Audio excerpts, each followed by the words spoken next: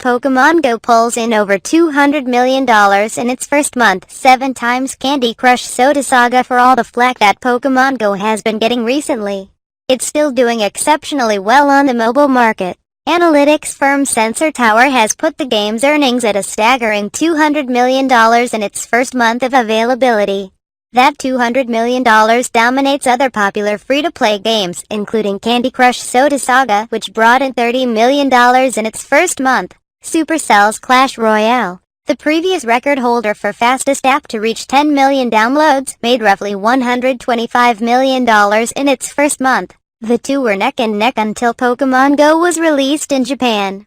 As you'll clearly see in the graph below, the country is still in love with this franchise. By now, it's already a foregone conclusion that Nintendo and Niantic's Pokémon Go is set to break all kinds of records, both good and bad.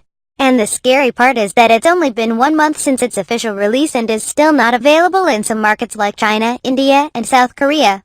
So we probably haven't seen its full power just yet, and already some of us are sick of it and some of us are still obsessed with it.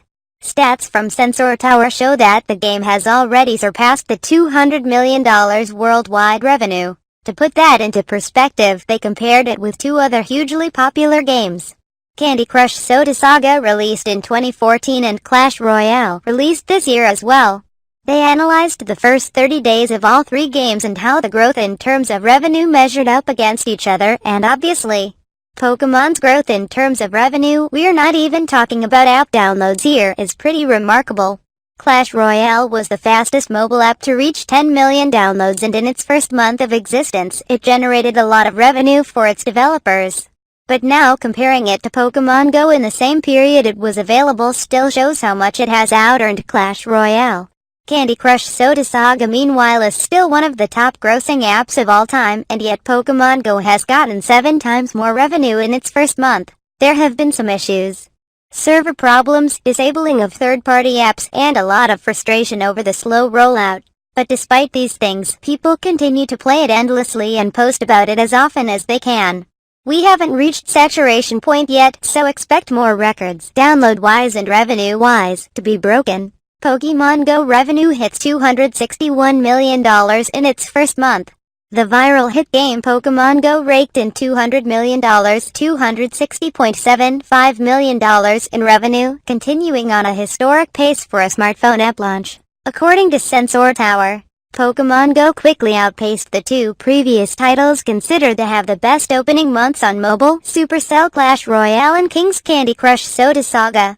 Both titles generated buzz through the popularity of its predecessors, Clash of Clans and Candy Crush Saga, respectively.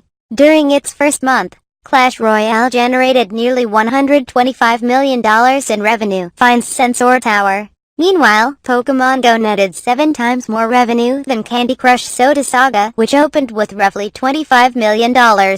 This is not only a testament to Pokémon Go's unparalleled popularity, but when also viewed against Clash Royale's first month, also speaks to how the measure of a hit game's launch, at least from a revenue perspective, has changed in just 2 short years, said Sensor Tower's Randy Nelson.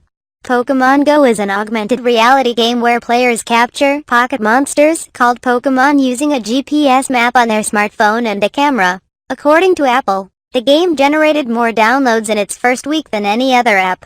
Last week, game developer Niantic urged players to remain patient after the company released an update stripping out key features, most notably a tracking system where players could find nearby Pokémon.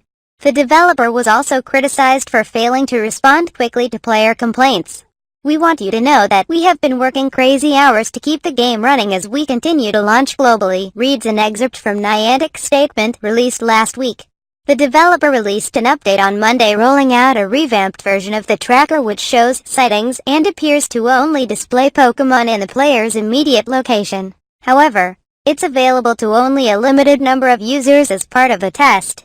Other features added include bringing back the battery saver option and adding more warnings to prevent users from playing while driving.